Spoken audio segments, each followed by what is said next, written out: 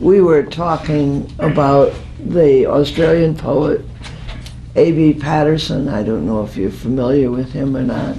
Okay. He was commonly known, wrote under the nom de plume of banjo.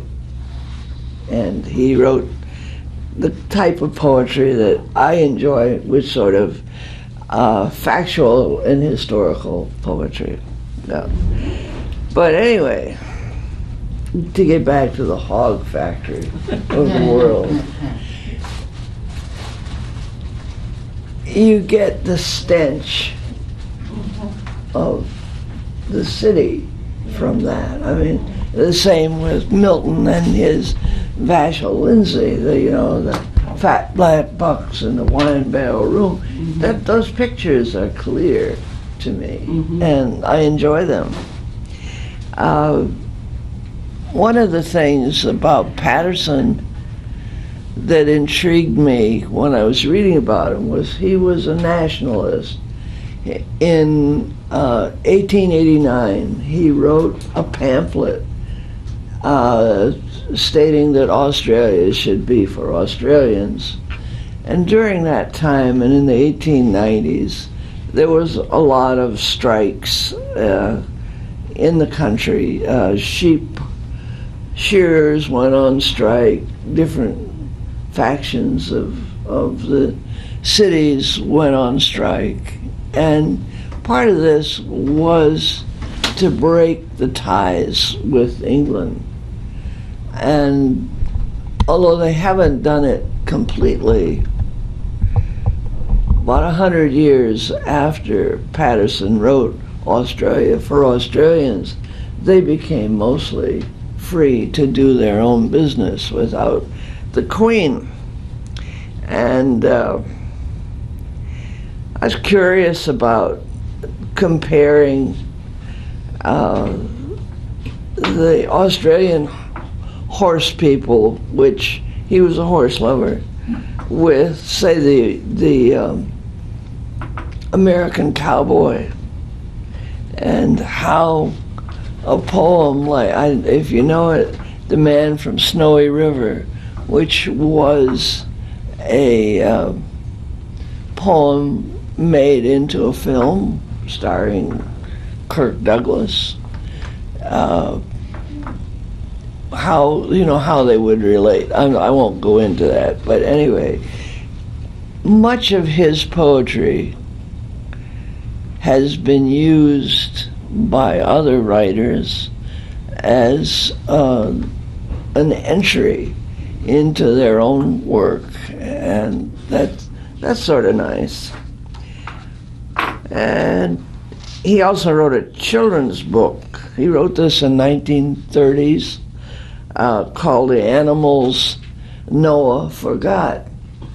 And, he just had a nice little sense of humor that he played around with.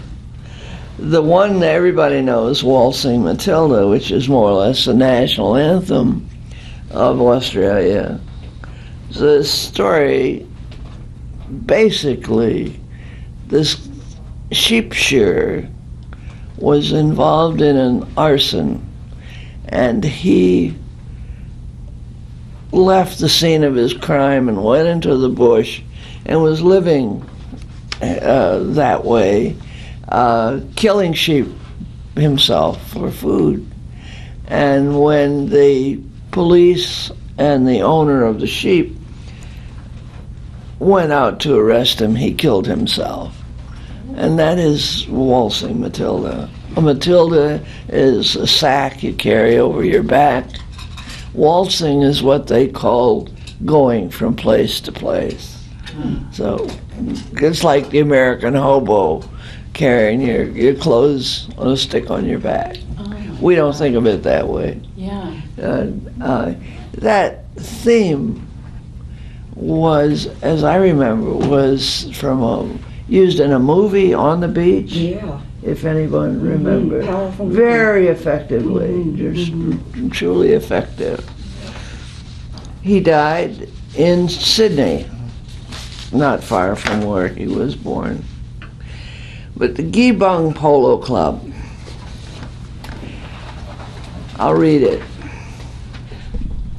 It was somewhere up the country in the land of rock and scrub that they formed an institution called the Giebung Polo Club. They were long and wiry natives of the rugged mountainside, and the horse was never saddled that the Giebungs couldn't ride. But their style of playing polo was irregular and rash. They had mighty little science, but a mighty lot of dash. And they played on mountain ponies that were muscular and strong, though their coats were quite unpolished, and their manes and tails were long. And they used to train these ponies wheeling cattle in the scrub.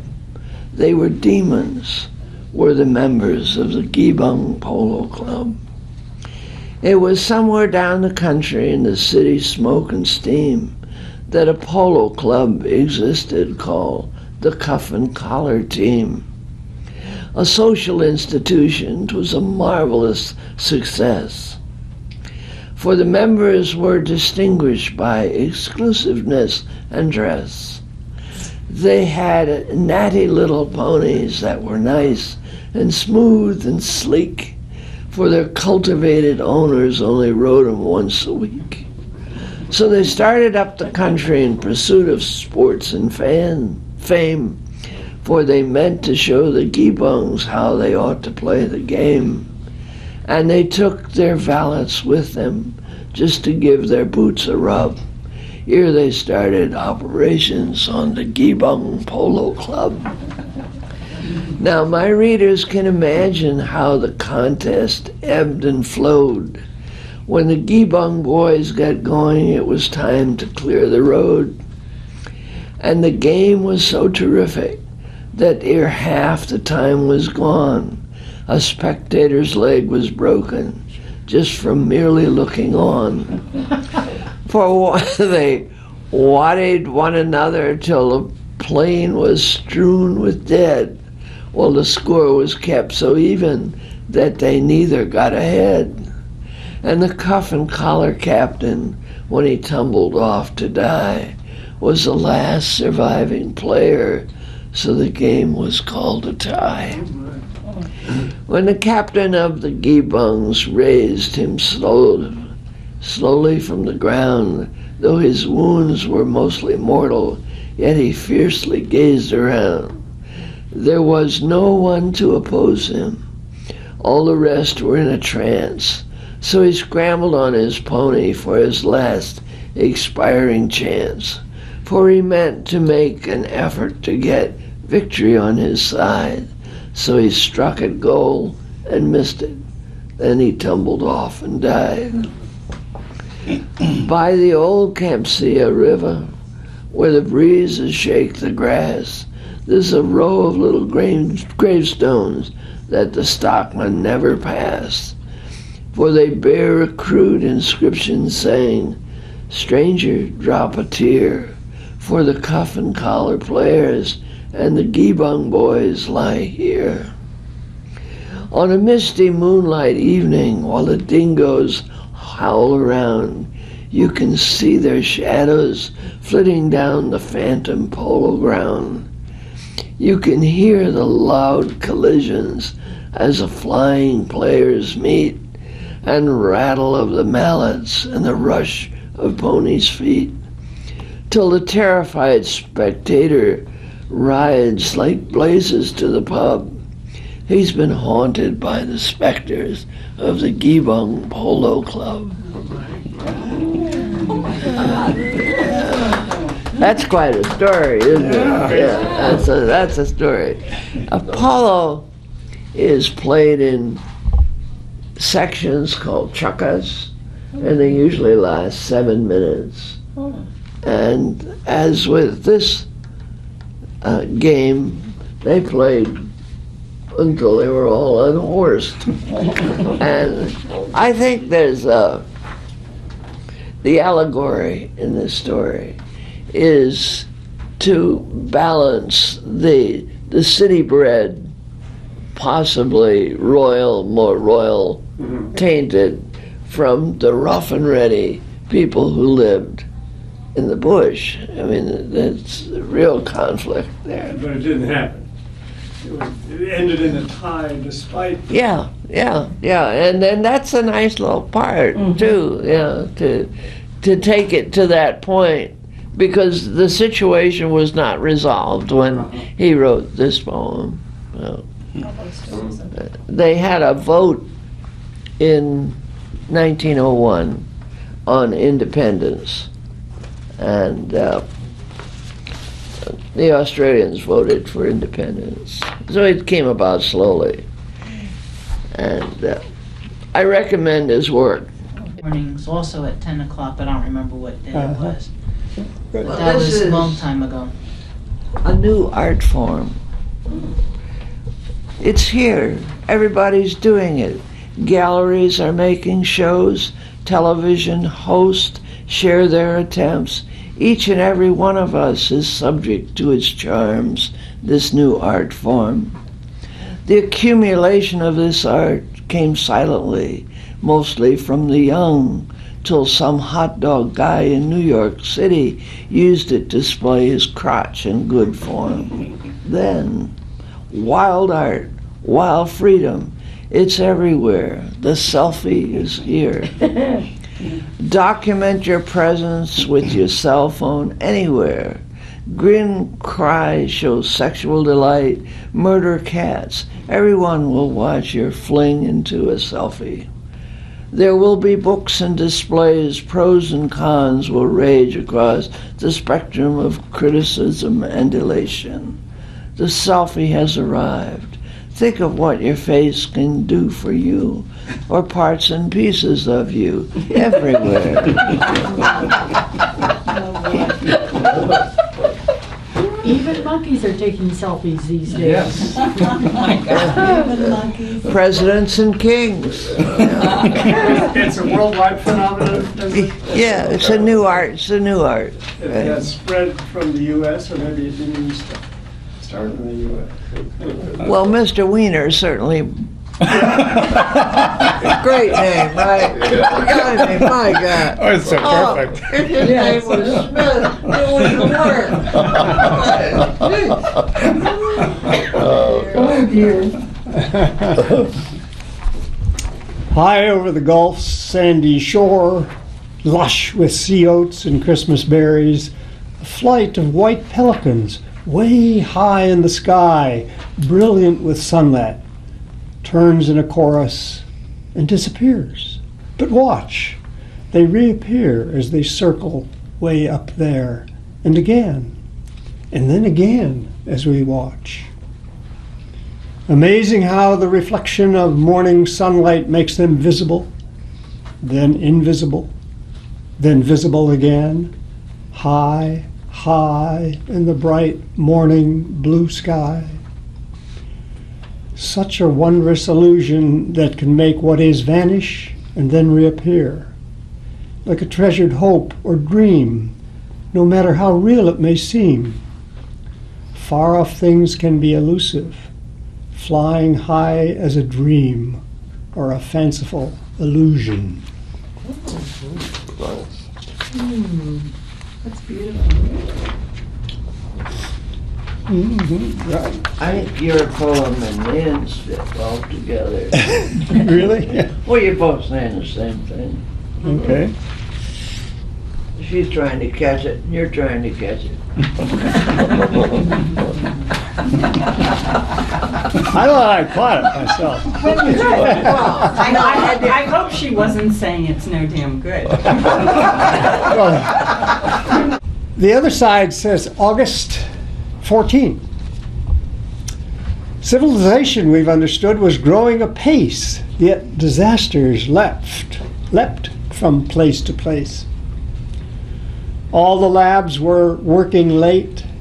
Historians were having special symposia. Political scientists were feuding over theories and strategy. Psychologists opined on violence, debating nature or nurture. All this intelligence was met with rebuke. Not relevant, when they struck down the Archduke. Studies were made of the sociology of religious factions, of the economies of military occupation, of the missed opportunities from misread communication and the blunders in faulty language translation. All were swept away.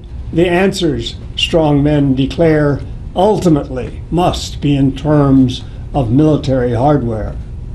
People bound by common heritage boil over with a shared grievance. They cling to hopes of a simple answer, that is, their tormentors only understand a gun. The artists drew up scenes of horror. The scientists all said no. The politicians called the diplomats home, and to the generals said go. The mortars, missiles, and rockets flew. Intelligence yielded targets, and the bombs were dropped. The tanks clattered in. Wreckage was strewn. People died. Peace, too civilized, once again flopped. World War I. 100 years, same thing. This Oh, you- August 14th. Exactly, you would You just fill in whichever you want, 19 or 20. 2014. Yeah, wow. Yeah, it's so similar. Sad, but true. It's like, what takes us from Sven's Guns of August to the Dog Days of August. I was thinking about the changing seasons, and the title it comes from a line that I like from Tennyson's Ulysses. It's a wonderful line in a long poem that he wrote that many of you must know called Ulysses. The long day wanes, the slow moon clams. Well, anyway, I call my poem August, the long days wane. The eye of the day grows cooler now. Its lid is closing earlier each evening. Dog days of August are almost at bay. The verdancy of summer is fast fading. A frisky chill awakens each morning. Vivid colors begin invading the trees. At schools, buses bunch like bananas. I like that. Inside, well-scrubbed kids are anxious. Rainstorm lightning cracks the sky, drearily lighting the way to autumn. Ubiquitous is the expiration of green. Summer is on its deathbed, wasting. These auguries of summer's doom are signals of the approach of fall. One spent season closes its book, another starts opening new pages. Oh, that was beautiful. Well, August. You know, it really is true. If you walk around, there's a chill in the air in the morning, the leaves are turning, even have leaves falling. Fall is on its way, folks. Summer is There's a done, different done feel. dead. Yeah, there's a different feel when you, Yeah, there's a feel in the I air. noticed it in the backyard the other day, just, Life, the summer of life, the fall of life, the winter of life. I mean, you know, you're at Winter the of end discontent. of the year. I think there are enough to go around, because I was No. counting on Milt being here, but he isn't, but when we were walking down at the community center, the questions. Some have bats in their belfries. My bat was in the bedroom. Did you know the wings of a bat flying near a sleeping ear sound like gently shaken velvet? So why did I wake knowing it was a bat rather than sleep and dream of ball gowns? I did wake up knowing it was a bat. I really like that Oh, it's line. pulling at your hair. Yeah. Gently No, it shaken just- velvet. It That's just enough flied line. past my ear and Totally different topic. anyway, you can tell I was influenced by Banjo Patterson. great. On Ohio's Hocking River, somewhat to the south, at the midpoint of the river, nowhere near the mouth, the Athens Punt and Rowers Club struck out away from shore to execute maneuvers that they were famous for. The brawny eight from Athens could row against the flood, even when the Hocking's waters were congested thick with mud. When rowing with the current, they flew as eagles fly, soaring swift as angels twixt the water and the sky. The rhythm of their rowing was a sight to warm the heart, with their metronomic coxswain excelling at his art. His steady, rhythmic calling of the stroke was fine to hear, and since only he faced forward, it was up to him to steer. But a night of dissipation in the taverns of the town felled the doughty coxswain. He was sorely taken down by gout and flu and quinsy and ills too lurid here to tell. He could scarcely raise a whisper. He surely could not yell instructions to his rowers out on the river's face. They had to find a substitute to take the coxswain's place. A drummer from a jazz band volunteered to do the task of commanding the rowers. All they had to do was ask. So they all took to the river, and everything was grand. Bar a bit of acclamation, they had the scull in hand. Up the river they went a mile, they went down, they went a dozen more, and the coxswain kept them moving well away from shore. They were fine until the coxswain, the jazzy little bloke, put a touch of syncopation in his calling of the stroke. With stroke, stroke, stroke forsaken for stroke and Heidi-ho.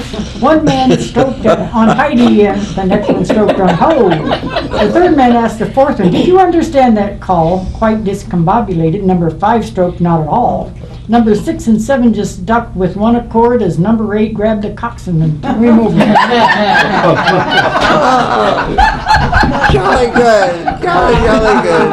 I'm in the spirit of it.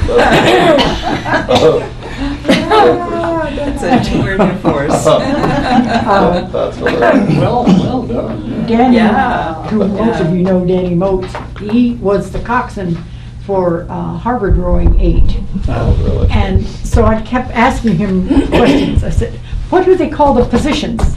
And he emailed back and said, it's been too long, I don't remember. And it's because they're just called 1, 2, 3, 4, 5, 6, 7, and 8, and then the coxswain. And then I said, what would happen if the coxswain syncopated his call? And he emailed back and said, chaos. I can see the boat spinning in the river. So, Very nice. I had a fun time writing That it. really Yes, I'll bet you Thank you. That's That's a fun great. poem. That'll be fun to read to your, to the Bible. I've been doing a lot of personal writing, and I think someday some of that personal writing is probably going to turn into some poetry. But when I read McGinty's stuff, is that how you say the last name? The Patterson? Patterson, yeah. Patterson. Yeah. Yeah. Anyway, it reminded me of several years ago, I went to a writer's retreat that is sponsored by Firelands Writing College writing group. They're kind of an adjunct part of Bowling Green. And there was a gentleman there by the name of Paul Reese, and he's a guitar player. I know him. Yeah. And this is, you ever heard him do his poetry? Some of it, but Yeah. I don't know if I. So did that he or not. gave us all a CD of his poetry that he read, and it's sort of, they're short, but they sort of have those story qualities to them. And so I brought my CD player. Hopefully this will work. I got a chord that was from another one. Was a Hindu. Buddha was a Hindu. Jesus was a Jew. Confucius walked for miles just to talk to Lao Tzu. They didn't want our worship. They just showed us what to do. Buddha was a Hindu. Jesus was a Jew.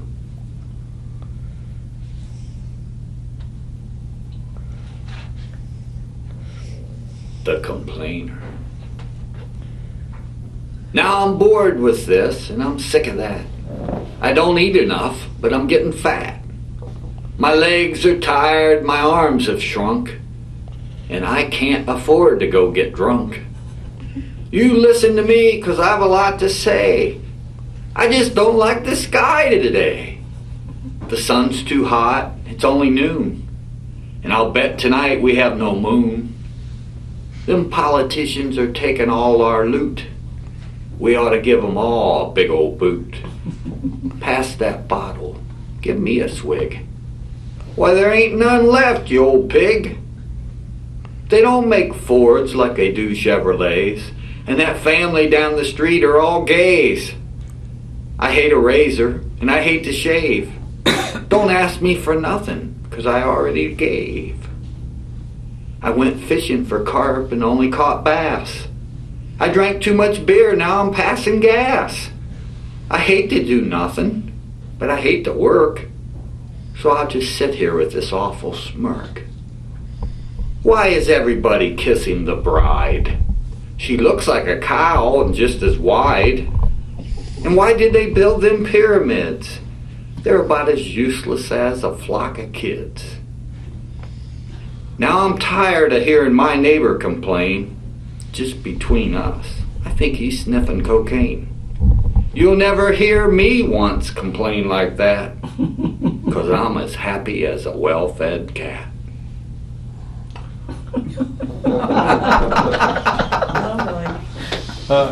My guitar has been crying. My guitar has been crying.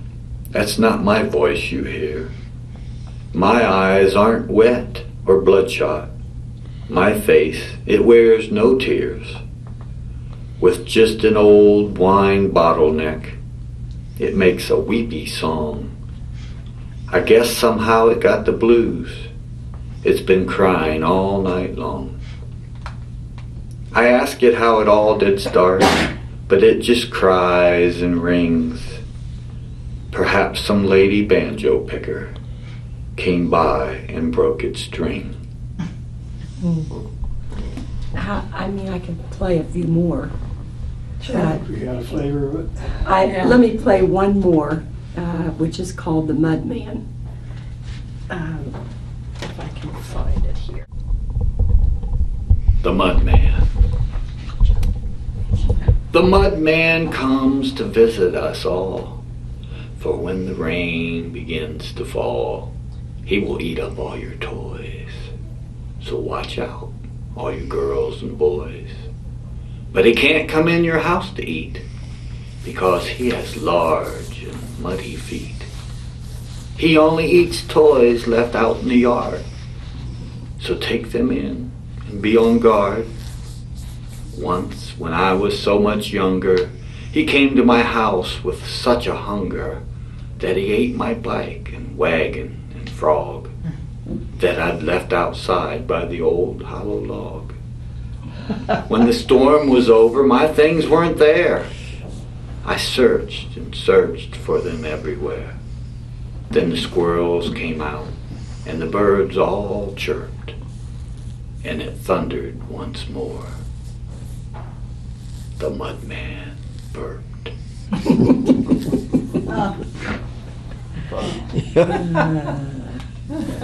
Nice sense of humor. Very nice. Okay.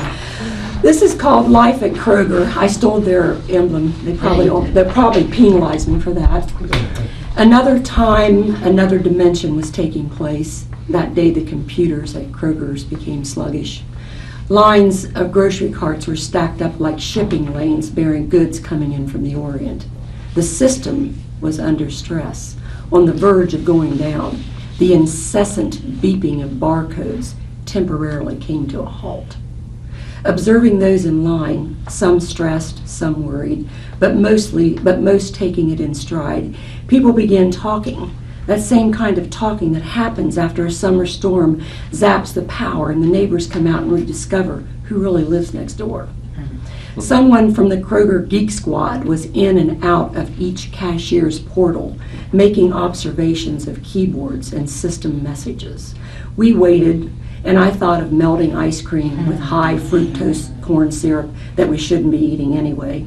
The guy in front of me needed to get to a soccer game. He had a case of water. The girl behind me had some Australian wine, taking it to her parents for a birthday celebration. My mind wandered back in time when bottled water was yet to be conceived, and how my neighbor would go to his cellar for his best homemade grape wine, even hand-picked his own grapes, had it with dinner each night as if each dinner was a celebration. Soon enough, we were ready, and all was back to normal. I think I like to think a new normal. Our interlude of daydreaming and conversation passed, but there was happy chatter in the parking lot as we all put our carts away saying, "Have a good evening." I drove home with a smile on my face and a $5 off coupon. Life is good. That's great. Have you shared this with Kroger? No. This has happened, this is based on true experience. Yeah. Get it on the bulletin board. When I came in late from my trip last night and I saw Joe wrote us, "I'll be there, maybe with a poem, maybe not," or something like that, I thought, I bet Joe shows up with a poem. I should write a poem. So I wrote this at 3:30 in the morning. But I can see that life is short. Yeah. And it had been one of those tough nights on the freeway, you know, with the rain pouring so hard you couldn't see. It was really rough. Life, like a night ride down the freeway in the rain, reflective barrels on the left, unevenly spaced, no lines on the right, all that vast, uncharted, just enough focus to keep moving and enough anxiety to only hope trust is enough. Yeah.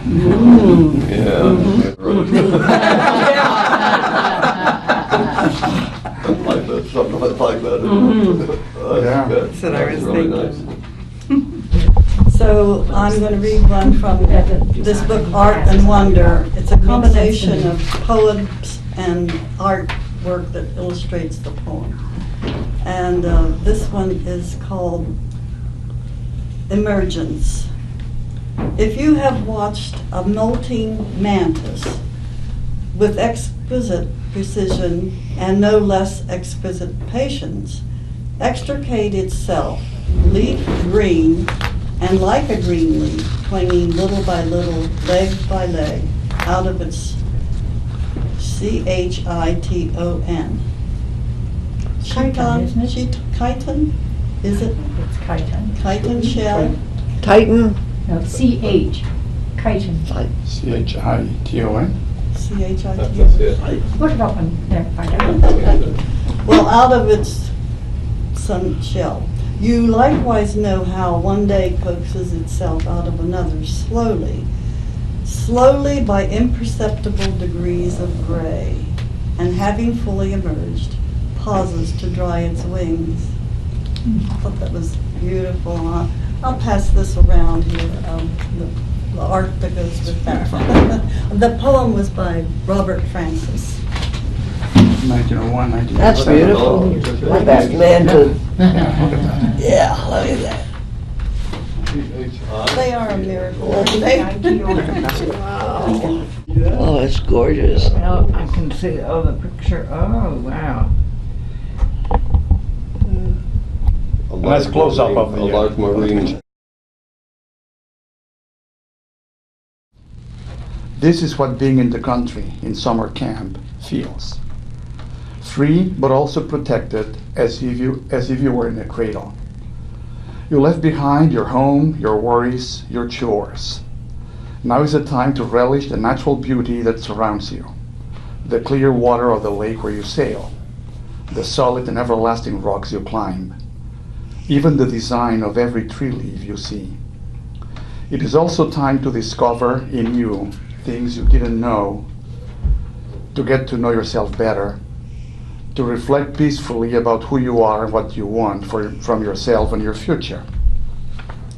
It is time to explore and to continue to grow, but also to remember that it is in your home, in the center of your family, that where you belong and you find the greatest wealth. I think we all need to go to camp. Yes. We all need to go to camp. Excellent. Yes. I have a question about the fifth line. Yeah. This is what being in the country in summer camp feels. Yeah. You mean what it feels Like, Then- yes. Then this Yeah. is how, Yeah. instead of what. Oh, right, you're right, Yeah. you're right. Thank you. You go. Yeah, this is how, Yeah. not what. I got you. That's Good point. Yeah, that's a line that I had written in a different way, and then I forgot to. Oh, Yeah, thank you. I know how that is. Yeah. You move things around and then you realize that you've got one line in there twice and left out something absolutely necessary. And I was at a camp in Maine, actually. Did they respond? put one out Did for they, you did they to give you any pass feedback? They can't. I did send it to my daughter, to their mother, Oh, so they haven't done it yet. who's celebrating her 15th wedding anniversary in Tahiti. So she's in a beautiful place, and while the daughters are at camp, she and her husband are having a great time, and she responded right away saying, "I love it, Pat, thank you." Sure, but the kind of the kind of reply you want. Yeah. So that was perfect. And this one, I have a new tablet, and I was downloading and changing stuff and all that, and going through some pictures, and one of them I got stuck with a picture, and it's a picture that my wife and I took a few months ago. We were in Mexico City, and it was the centenary of the birth of the Nobel Prize winning poet Octavio Paz. And we went to what used to be his home, beautiful part of a colonial part of Mexico City, and there was this poem inscribed on bronze. It was just like bronze plaques, and it was a canto, and had to do with the way that words relate to the integration of Spanish and indigenous cultures, and it's really nice. The poem I ended up writing has nothing to do with it, except that's what triggered. So I wrote this called The Word. Before humans said a prayer or wrote mythologies, before they declared love or war, before they wrote numbers to account for their assets, before they wrote poetry or lyrics, they had words. Primitive or complex, grunts or treatises, first they had words. The word is the dawn that vanquished a long night of ignorance, emptiness, nothingness. The word made us human. Our words tell us who we are. They tell our story. And when we treat them with reverence and polish them like a gem, they become flowers in the garden of the human spirit and connect us with the essence of our being. Rejoice then in the beauty of your words, but beware of their power, for they can just as easily engender love or hatred. Think of your words as sacred vessels that flow from your heart and reveal the core of your being. Imagine that your words are like light or sound that can leave the earth and travel in space, following an arc that leads to infinity. Envisage the collection of all your words being kept in a cove someplace among the stars, where you can travel when your days are counted, contemplate all the words of your life, and meditate about their meaning. What do they say about you? What do you want them to say? Your words are your footprint on the sand of your life. They are your thought print, your heart print, your soul print. They are the fruit of your existence, the only flower left in the garden of your being after you have become dust and remembrance. Powerful stuff. Place on a wall without giving words to them? Probably not. They have a concept of bull or lion or horse or whatever, and that concept is what they walked into the cave and drew, I guess. And this means putting it into words. Well, that's all we do now. We have a common acceptance of these sounds. We have nonverbal communication Sure, these days. sure. Oh, yeah. Oh, we've But always most had of it. it's pretty sophisticated. Which we download in terms of words, however. But to the point that humans descend from pre-human beings, and we share 99% of our DNA with some primates, and primates communicate.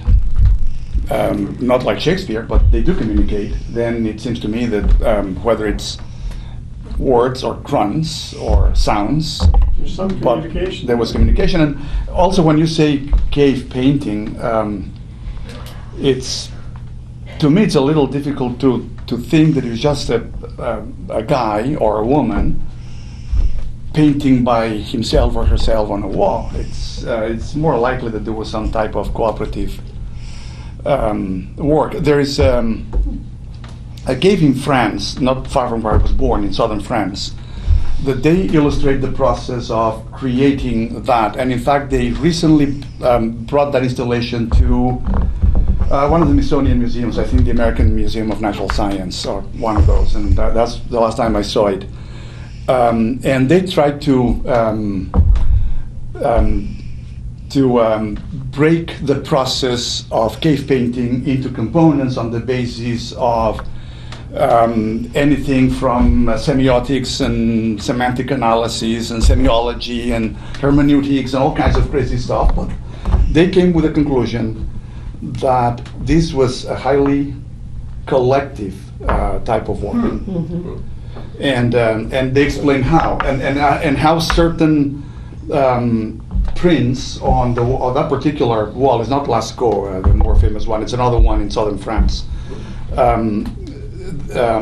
How this could not have been possible to paint by a single human being.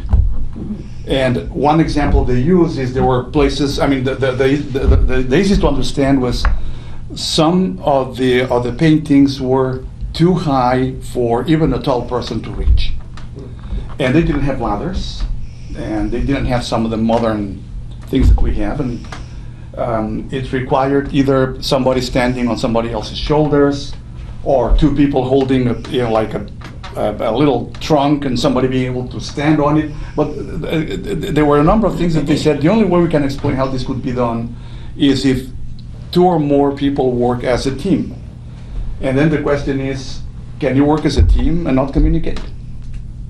Seems to me to be impossible. Somebody's got to hold a light. Yeah. That's another one. That's another one. Thank you for mentioning it, because some of the paintings are in places that. And they say, well, can you hold the torch and paint? You know. I wanted to ask you about 3 lines in the middle of your poem, but beware of their power, for they can just as easily engender love or hatred. I think hatred should come before love. Oh, okay. Because that's the threat. Yes.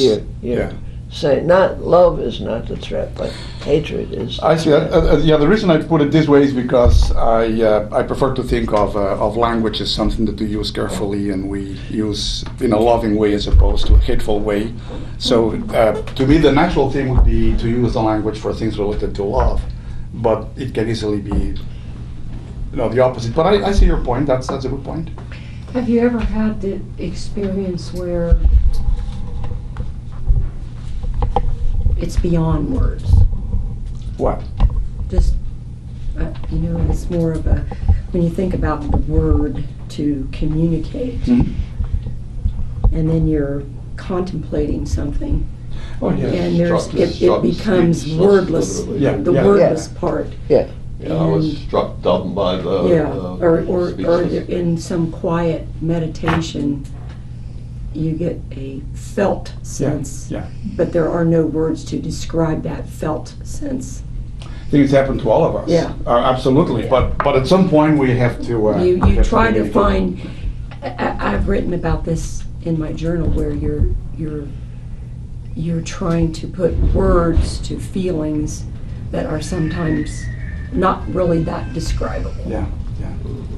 I think you're close to the very definition of poetry. When poets try to express something that has been previously not expressed or not clarified, that is inexpressible, and so they try to bring it to fruition, into being, by making it into a word. And thank goodness.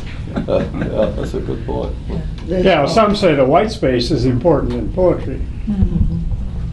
Was it Wayne Dyer talks about one of his early books, that it's the space between the bars that hold the tiger in the cage.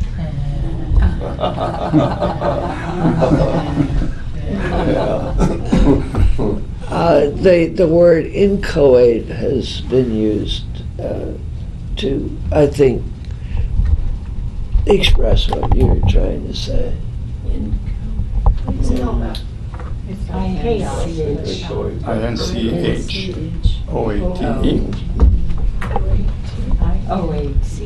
I-N-C-H-O-A. I like that line, flowers in the garden of the human spirit. Thank you. It's really nice. There's some great lines in here. Yeah. Oh, that's It's a beautiful poem. Thank you. Lines. And I think I'll follow your advice, so thank you very much. You hold my light. As some of you know, Joe has recently published in both Spanish and English his book of poems. And I was talking with Joe about how he went about doing that, and I said, why would you be willing sometime I thought you to would maybe... say something, so Just happened to have one. This is the one. And it's beautifully done. Where, And can we buy it from Amazon? Just off the press. Be careful because you can still stain your finger. But anyway, if others are interested, I thought Joe has expressed willingness to help anybody who wants to try this themselves, and to maybe do a little workshop for our group sometime. Yeah. Where can we get your book? Where can we buy this? You will get the book. Oh. The short story of this is that, first of all, I do have a huge debt of gratitude to this group because, and starting with Marianne and Felix, because they were the ones who invited me not once or even twice, but at least maybe 3 times. And it's been a fabulous experience, first of all, because you are an absolutely wonderful group to be with, very collegial and very supportive and real friends. And second, because it's allowed me to develop something that I had left many, many years ago, but something that is very dear to my heart. And once I had started writing some of the poems, last year for my birthday, we got together, Felix and Marianne's husband Don, and my wife Adriana and I at home. We had dinner. And Adriana said that one thing she wanted to do for my next birthday, which will be later this month, number 70, one of those big round numbers, so, something special. And she had just published a book through Amazon.com, and had followed the process and thought that this might work, and said, I should do that. And because I lived in Mexico many years, and I have friends and all of Adriana's family, and my daughters commute back and forth between the US and Mexico too. So I decided to translate all the poems that I decided to include in the collection into Spanish. And what I was trying to do is have one page, the left page in English, the right page in Spanish. It's so difficult to do. It is. That I said, the heck with it, I'll just have the first half of the book in English, the second half in Spanish, in exactly the same order, and you can go to the table of contents and it will tell you where to go. Yeah, that's much better. But anyway, the process is extremely easy. Oh, really? And I highly recommend it because I think that in this group, everyone has poems that, if nothing else, for family and friends and special occasions. I mean, you can sell it. And my book is for sale through Amazon.com. The only problem is getting it to Kindle, which is what really needs to be done, and that's more complicated. That's the only thing that is complicated. But the process is very easy. And I'm In the very happy. process of getting it published. Yeah, and by the way, I can tell you how much it cost. How much? How much? Exactly, tax included, $0. What? We can afford that. $0. You can pay. Amazon has created several publishing companies. Many of them are, most of them are self-publishing. And that creates all kinds of problems now. And I think that the publishing industry today is where the music industry was a decade ago. It's going through disruptive forces that are completely changing the way we conceive of publishing. And as an academic and somebody who's published a lot throughout my life, I've always been used to working through the academic publisher parish, and I've published books and I've published many articles and always going through editors and all that. And to me, the idea of a vanity press, as it used to be called, I thought, oh, that's not for me. Right? But this is personal. This is I don't care if it sells or it doesn't sell. I mean, it's what I wanted to do. And you may be aware of the debate now taking place in North Carolina, where the poet laureate has been forced to resign because she had 2 books published, but through self-publishing, and a number of poets said, this is not acceptable. Yeah, that's a debate that's currently going on in Ohio. And in because Ohio. They're trying to establish a poet laureate, and one of the requirements that they're having a big discussion Yeah. about, can a poet laureate be appointed if his or her publications are only self-published, not a peer-reviewed Right. poetry? And I think that it's really a muddy There is a question debate. at the There is a moment. debate. My position, the position I'm taking is, if you're a self-published poet and you put your book up for sale through bookstores or Amazon.com or whatever, and nobody buys it, that tells you something. But if lots of people buy it, that tells you something too. And I would say, well, what's better for a poet laureate? Somebody who has a book published through a very prestigious publishing company, and basically they sell the 200 copies that they send to libraries anyway, but it doesn't sell anything else. Or somebody who self-publishes and they've sold 10,000 copies of people who actually spend the money out of their own pocket to buy. And in a way, again, it's where the music today is don't give me a band that somebody says it's a great band, but are people willing to spend their money and buy what you record? So it's controversial, but the thing is, in our case, I don't think we are concerned about editors and publishing companies. So you have to transfer that to typically, and that's what it is. It's a 6x9, and because poetry is not like a novel that is just text for as many pages, and then it comes to an end, and you put an end, new page, a new chapter.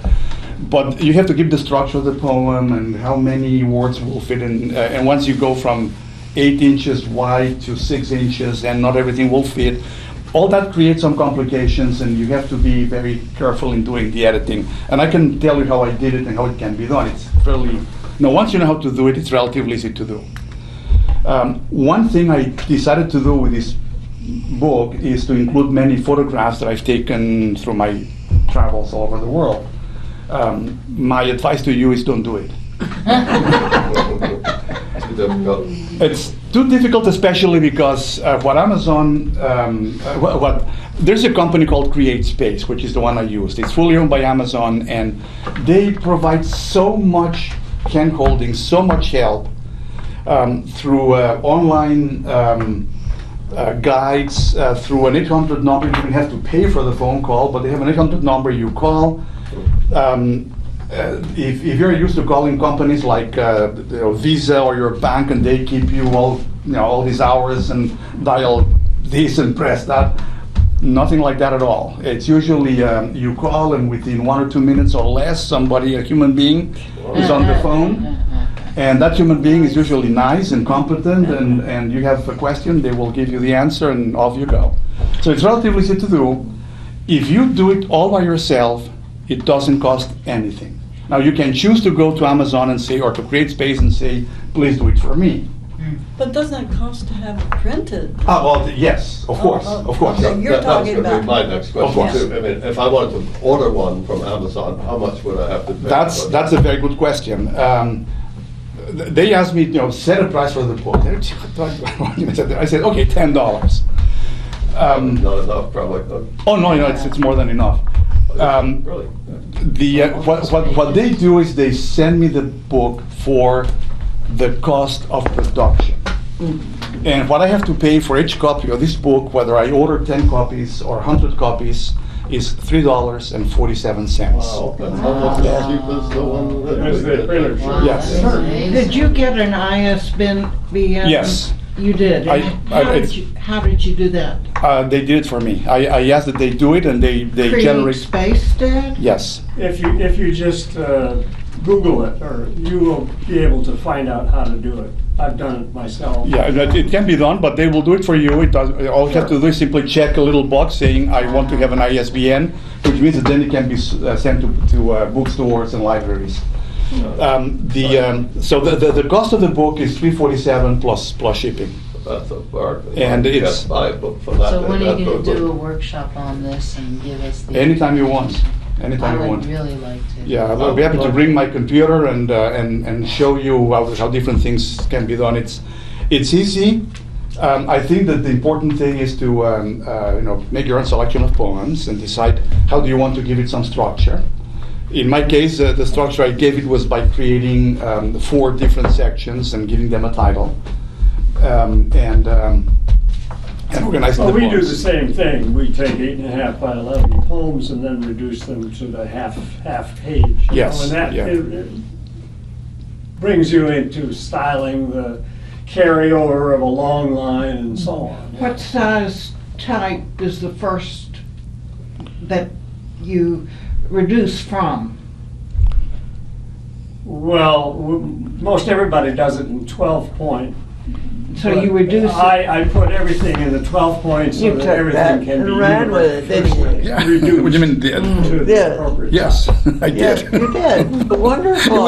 It was wonderful and fun. At the time, I thought, "Oh, I hate you, Joy." Joe, did you choose the font, or did they choose the font? I No. did everything. You did it all. Yes. You chose the font. So, I did everything, and I'm combining 3 different fonts. The basic one for the poems is Calibri in 12 point. yeah. Then for the titles, I'm using Cambria, and for the introduction, I'm using Times New Roman. It's easy to read. That's Oh, really? Yeah. Quality job, I think. One good thing about Cambria is it's the most efficient in the use of space. You can get more characters per inch using Cambria than using almost any other font. And because it doesn't have the little Serifs. the serifs, Serifs, that's right. then I think that it's easier to read. It's very clean. It's very Yeah. neat. Yeah. It's very easy to follow. You know, yeah, it's interesting because what has happened is it's leveled the playing field Yeah. for people who Yeah. might not stick their toe in the water financially, Mhm. who would want to do that, can now do that. And the system will weed out the good or the bad, Exactly. naturally, Exactly. yeah. And the thing I want to do next is, and I'm working on that, is to transfer it to Kindle. The first time I did it, they said, well, you can upload either as a PDF or a Word, use PDF. I did it. When I saw what was on Kindle, I quickly went and said, please delete, erase. It was a total mess. It was a disaster. Then they said, well, you should try saving it as an HTML file and then editing in using HTML, which I did. Doesn't really work very well. So I'm still in the process of trying to find a way, because these days, things like this, as a book that you buy and then they ship it to you, you can do it, but it's increasingly going to digital. And more people have Kindles or have computers or have whatever. So I really want to get it to Kindle because, one example, I was in Virginia last weekend, and the daughter of the friends that Adriana and I were staying with, because of her job, when our friend, probably some of you know them, but it was Bob and Renee Cleveland. I was talking with Renee and her daughter, who is in Washington, Michelle, and works in the school system and also teaches or helps teach English to recent immigrants. And she said, this is perfect. Her mother read her some of the poems, she loved it. And her daughter said, where can I order 100 copies?